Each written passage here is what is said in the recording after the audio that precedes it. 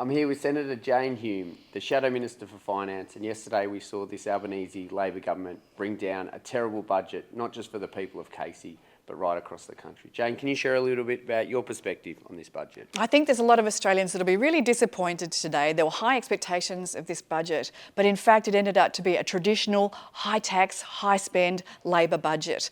Already we know that the average family is around $25,000 worse off this year under an Albanese government. This budget could potentially make it worse, putting more pressure on inflation, more pressure on prices, and pushing up the cost of living that's going to affect ordinary Australians. The fact is, the only way you can fairly bring down the cost of living is to bring down inflation, and this budget fails to do so.